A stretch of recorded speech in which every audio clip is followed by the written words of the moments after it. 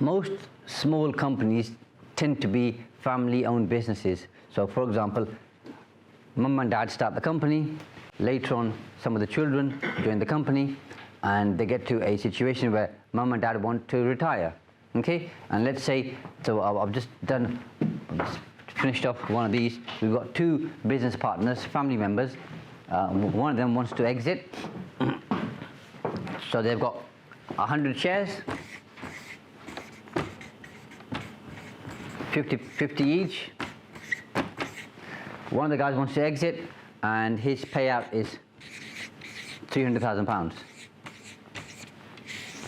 So he wants the other guy to buy him out for 300 grand, or he can go and sell to somebody else.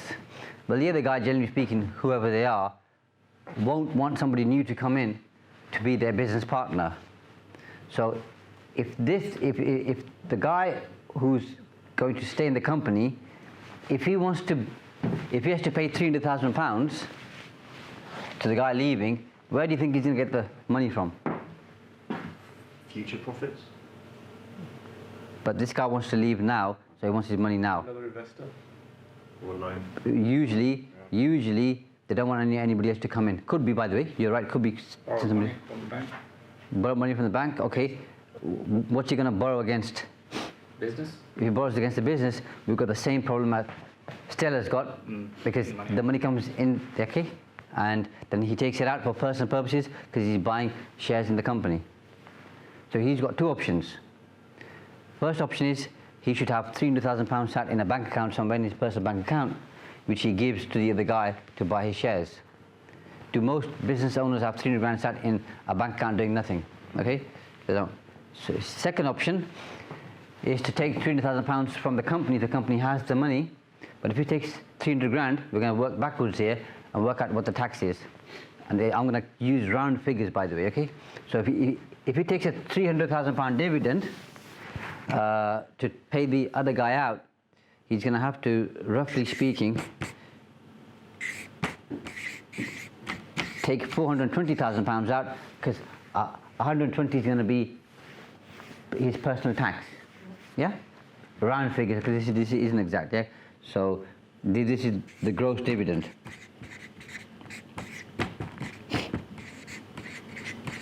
Now to take a gross dividend of £420,000, the company needs to make around about, I'd say £520,000 in profit, because before he takes a dividend, he's got to pay corporation tax. Yeah? So this is for the CT. So basically, for him to take out £300,000 from his company, he's got to make 520 and pay £220,000 in tax. Do you think he wants to do that? He doesn't. So what you can do is you've got something called purchase of own shares. So the company can buy back the shares. And if the company buys back the shares, we liquidate those shares, which means that there's only 50 shares remaining. At the start we had 100 shares. Okay? The guy exiting sells his shares to the company. The company can't own shares per se, so we liquidate those 50 shares. So there's only 50 shares remaining in the company, which belong to the first person, so he owns 100% now. Okay? And in order to do that, it has to be a trading company. The person who's exiting has to be part of the company for at least 5 years, if not longer. And once they've sold their shares, they can't own more than 30% of the shares remaining. Because sometimes the parents may wish to sell some of their shares, but they don't want to sell all their shares because they still need some of the income. So for example, the parents might own 50% and the children own 50%, and the parents might say, we'll sell you 50% of our 50%, which is 25% of the entire shareholding, okay, and we'll keep 25% for future income. So as long as after they've sold the shares back to the company, whatever they've got remaining can't be more than 30% of the entire shareholding. Yeah? So, and that way, the first guy doesn't pay any tax or anything to have 100% of the shareholding. Does that make sense to everybody? Yeah? And this is quite common, happens quite often. The only one thing that you have to have is a company has to have £300,000 in distributable reserves, i.e. profits carried forward over a number of years to pay the other person off. because when the second person exits, he has to be paid the 300 grand in one go. You can't say, I'll pay you over the next 2 years. So the company has to have reserves in place, which most companies tend to usually, to pay him off. All right?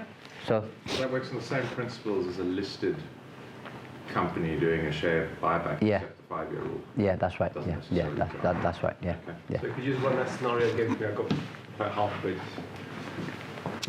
Where have we got to? Just the 300,000 when you buy it through the company. Yeah. So the company has to have reserves in place. Yep. Reserves, simply speaking, is how much profit you made in a year.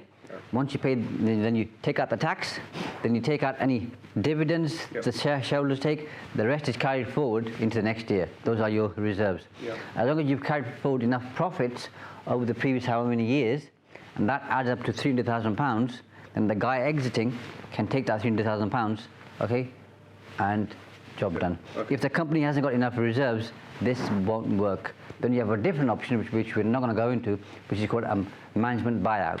In which case, the first guy has to form a new company, okay, and that new company then buys the shares of the existing company, okay, and then the new company agrees to pay the person exiting over the next 5 years. It works in a different way. It's longer, a bit more convoluted. This is cleaner, sharper, easier. Okay. Yeah. The only way this is going to work, by the way, is you have to write to HMRC up front and get advance clearance from them for them to agree that this meets the tests and the rules. And they don't like giving clearance. It usually takes about 3 or 4 months to get it all through. Sorry, Andrew. I don't quite understand where the 300 grand comes from the company that's been accumulated over several years. Yes. Where does it actually go, that 300 grand? It goes to the person who's exiting. So they get, oh, I see, because then they're bought out. They're bought out. Oh, sorry. So the guy or the girl who's bought out, the person who's bought out, then gets £300,000. Because they've been part of the company for 2 years or longer, the rule is 5 years, he or she then claims entrepreneur's relief, only pays 10% tax on the 300 grand, as long as they haven't used their lifetime allowance, okay? So he or she gets £270,000 net, £30,000 goes to HMRC for the tax. And sorry, how did that relate to the mum and dad company where they're selling or they're transferring 25% of their 50%? Okay, so the scenario I've just shared with you is where somebody exits and just wants to give all their shares back. Right.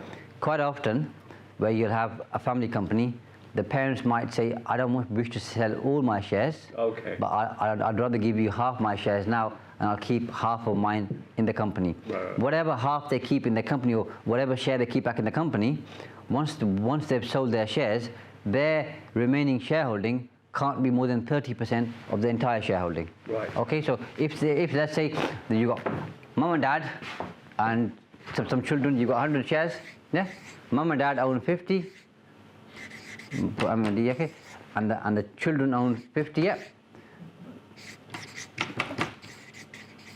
They want to sell 50% of their shares back to the company, okay? So that becomes 25 now, yeah? So the entire shareholding is 75, yeah? They own a third, so they own 33%. This isn't going to work. This number here, the balance here, has to be less than 30%. Yeah? So they've got to sell some more shares and bring the overall number here less than 30% of the balance of the shareholding. And their shareholding, where does that go to? Their 25, 27% that they're selling? The company buys them back, so the company pays them Okay. some money, says, here's your money, I'm going to keep your shares. Right. The company can't own shares, so those shares get dissolved. Right. They disappear. That's why you've only got 75 shares remaining now, but you started with 100 shares, okay? So it's not, They get cancelled, to keep it simple. I think I understand. So it's not the other shareholder buying out No. the person, it's the company buying back their own shares, Buy and buy. dissolving them. Yeah, that's right. Right. Okay, that's where I wasn't Yeah. quite sure. So those shares get cancelled, and whatever's left over now is the entire shareholding. Yeah? So it's quite useful because this happens a lot. Right. Because whoever is left in the company doesn't have the cash to buy the other person out and doesn't want to take the cash out of the company to buy them out, because you can see the tax is going to be significant. Saying, I've got no need to buy you out. And when that happens, people get stuck because the person wants to leave. They've made their mind up now. So the government introduced these rules here Yeah. just to have an exit strategy for the person wanting to leave. Yeah. As long as the company's got the liquidity, it's fine. Yeah, that's right. Yeah. Yeah.